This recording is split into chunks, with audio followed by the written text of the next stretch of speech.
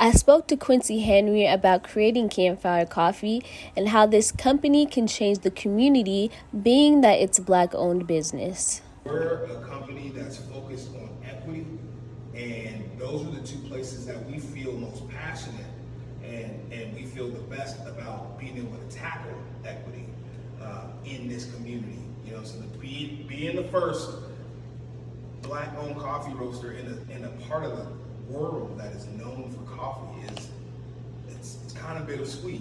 Not just a Black-owned coffee company, but being a kind of coffee company that people want to root for. It's not enough to just be Black, right? Like,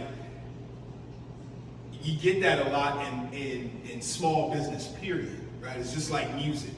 You get a lot of homies that make music, and they feel like, well, man, ain't nobody from the town messing with me. Well, you got to give them a reason to support you.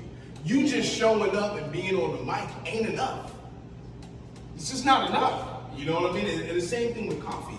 Us just being in the coffee world and being Black or being veteran or being woman, that isn't enough. You have to constantly deliver on the promise of being a brand that's going to be super live, super fun, and super about making a positive impact. So, like, when all this is open, when customers get to, like, sit right here and roast their own coffee? Oh no, they won't be sitting here and roasting, but I will be doing some group roastings out front. I'll bring the roaster here for, you know, private little groups when we're able to do that with COVID and all that, you know, It's different. But the original plan was to just be roasting out front all day, every day. When it comes to roasting your own coffee, this store owner explains it is not an easy process. So I had that little bit of knowledge, and having camped a whole lot, I knew about how to build a fire. So I knew how to build a fire, I knew how to use the wood.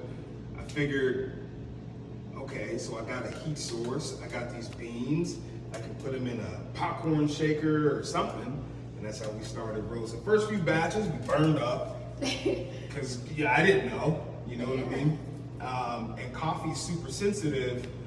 It has to constantly be moving, you know, otherwise it'll scorch, it'll burn on you. We burnt up a few batches and then finally started to get the hang of it. We tried a bunch of different kinds of beans from all over the world for over a year before, like, figuring out this is what we wanted to serve. So yeah, I mean, it was just like an idea that was planted. I had no intention of roasting our own coffee at all. Does this company plan to expand its business? Qunicy had this to say.